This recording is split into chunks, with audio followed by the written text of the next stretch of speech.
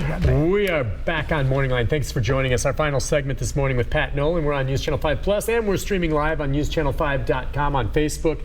Some of the comments coming in here, and Candace Lackey has been making comments throughout on education and the like, and brings up a point here, talking about something that a lot of people have been talking about. And I think there's a bill up there for at least medical marijuana, but legalizing some form of marijuana and making folks less dependent on opioids, which, by the way, Candace, I'm with you 100% on that one. I mean, is that something that'll come up at some point in the race, maybe, how they feel about medical marijuana? I don't think anyone thinks recreational ever is going to be legal here in Tennessee anytime soon, but medical for people that really need it. Yeah, I think the recreational marijuana kind of gets in the way, and some people think that's what some lawmakers seem to be thinking. Like it's a slippery slope? Yeah, the slippery slope, gateway kind of drug. It appears, particularly in the Senate, particularly from the Lieutenant Governor, he's opposed to the medical marijuana bill. I think the bill's going to make maybe more progress than it's made in previous years. I don't know that it's going to get through. What is the big fear? I'm just curious. I hadn't heard what the Lieutenant Governor said, or what's the objection?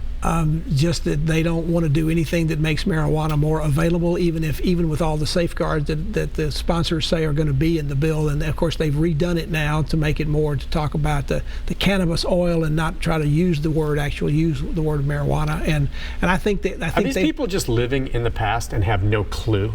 Is that what this is? Come on.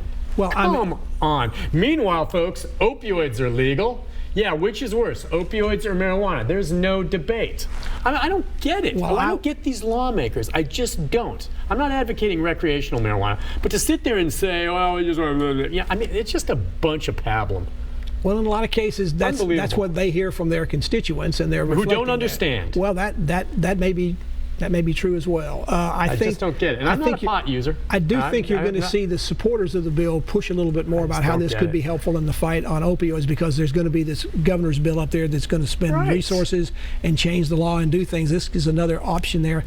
I don't know if they want to push that too hard, because there may be some downside to that for them too. But I look for the medical marijuana bill to do better this term. But remember, things like wine in grocery stores, other things that are major league controversial, it usually takes a while, if not several terms of the legislature, before something comes up and they finally say, okay, you're right, I guess that's a good idea. And I suspect it kind of is going to be in that category. So, and this might be a little hot for lawmakers, maybe for good or bad reasons, because this is an election year and they don't want to get them. Yeah. And remember, for the Republicans, they're looking for more of what's going to happen to them in their primary, because for them, they're not worried about the Democrats putting up necessarily a credible candidate against him. Well, it is, but because they worry someone who challenges them is going to say, hey, look, he wants to legalize marijuana. Well, that's and the voters who don't take the time to explore the issue and realize that's not really what he's trying to do. He's trying to get medical marijuana on there for folks who have seizures and other problems. But then the voters are, oh, he's going to legalize marijuana. I'm voting against him. So you know who I blame? I blame the voters for not being smarter. Well, I mean, don't just buy into the crap that you see sometimes in a commercial.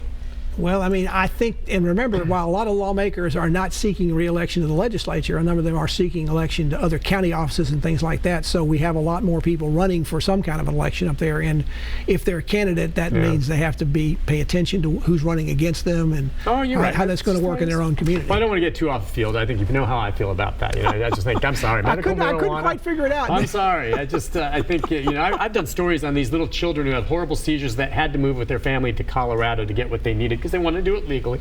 And I respect that, and it made a huge difference in their lives. I think you'll have the opportunity to do more of those this year. I expect there'll be more of them coming up to the Hill when this comes up in committee.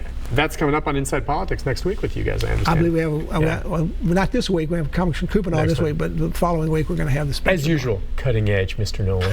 All right. Let's talk a little bit more, since it's our final segment right now with regard to this evening. You don't expect fireworks. Again, we said this is not a debate. This is a forum. I think all of these folks are respectable, good people that are going to just get a chance to talk about education. Well, I think, because you've got that many candidates on the stage, I think all of them will be looking for a soundbite or something to say. It's an hour, really. That goes fast. Well, it will when you've got that many people making it. I think they're talking about 3, 4, maybe 5 questions at the most. Now, everybody's only getting 1 minute to respond, but I think they'll be looking for. I mean, you're competing for time. Let's say what the news coverage is going to be that night, tonight at 10 o'clock, what's going to be tomorrow in the paper. You're going to be looking for, I think everybody will get some kind of coverage. There'll be some mention of them, but who's going to get the soundbite of the night? I hate to be crass about it, but that's kind of, particularly in a race like this when people are trying to get their name out there and people understand, okay, that's a candidate for governor. I liked what that person said, I want to be for that person. And you do that by being ready when you come in there.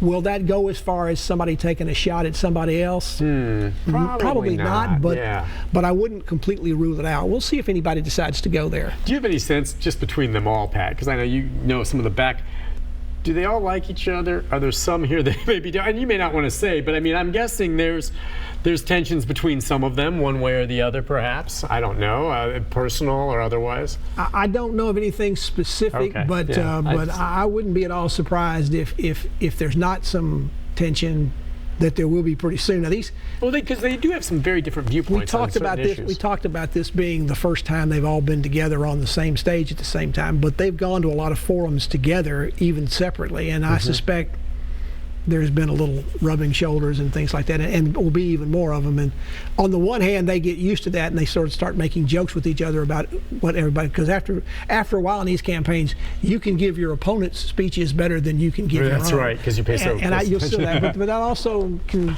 create some problems, and we'll see. Right. I'm not sure exactly what it was that had Diane Black not being able to be here. She was also not at a forum last Friday. Well, she was certainly invited, but she was, and apparently declined it some time ago. She had a conflict.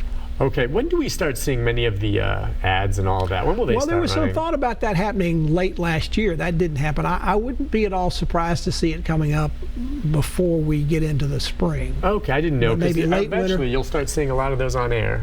This and the Senate race. There may be of course. a race. I was going to say the Senate race may beat them to it, but that will be more in the Republican side because Marsha Blackburn does have Stephen Fincher, former congressman, running against her, and it looks like he's going to at least have the resources to mount a campaign against her. What Phil Bredesen does as far as starting his media, I don't know. I kind of think he may hold back most of his powder and use it for the fall. But he may do some things to reintroduce himself back to voters because he hasn't run a race in 8 years. And it's been a while. People sort of forgot who you are and what that was all about. Or maybe you moved to Tennessee and didn't even know who Phil Bredesen was until you came to the state. And you didn't know him as governor. You only know him now as running for the Senate. Right. And by the way, with regard to our sitting governor right now, he's not taking sides. Do you imagine at any point he might, when this thing starts thinning out, endorse someone? Well, I asked him when I was sitting in your seat and he was sitting over here. He says he's not going to, and I sort of suspect that'll be the case. Now, there'll be some people who'll wonder why, in terms of the opioid things, he had Beth Harwell there with him yesterday. Now, she had a legislative committee that put together some of those things that he incorporated in there. But there'll be some people who will interpret that, rightly or wrongly, as tilting a little bit towards helping her, although they had their times when they didn't always agree. Remember last year she almost came out against the gas tax and then at the last minute decided to vote for it, but she tried to look for an alternative to doing that, and I'm sure the governor was not pleased about having to deal with that kind of internal friction about that on the bill that was the #1 bill he wanted to get passed last year. But I don't think, as far as him coming out and endorsing anybody in the primary, I don't see that happening. But real quick, and I know this is a whole show unto itself, and we probably will do it, but we just have a minute or so. In terms of Haslam leaving office, his 8 years seemed like it's a blink of an eye, really, to me. But I mean, how do you think he'll be remembered at this point, just in terms of what he's achieved? And I know you don't have much time. I think his education achievements in terms of higher education, Tennessee Promise, Drive for 55, I think those will be the key things he'll be thought about, along with the economic boom that we've had. I mean, you look at what's going on in terms of the increase in revenues to the state in terms of unemployment. Unemployment's down at record levels. I mean, those are things that maybe he doesn't get all the credit for that because he didn't do all the things. But trust me, if the economy was in the toilet here, he'd be getting almost all of the blame. So I think those things will be what they'll be looking for. And if the opioid thing it passes and becomes effective, it's a big deal. That may become part of his legacy as well. Yeah, which would be a good one. Anything on that front. Well, Pat, listen, thank you for coming today. I know it's going to be a long day for you. Tonight, we want to remind you, Pat and Ben Hall will be streaming live on newschannel5.com beginning at 6 o'clock, kind of a preview. You both will be over there at Belmont, the Curb Center. And then as you see up on the screen there tonight, at 7 o'clock will be the beginning of the Forum on Education with the gubernatorial candidates, again sponsored with News Channel 5, The Tennessean, and SCORE.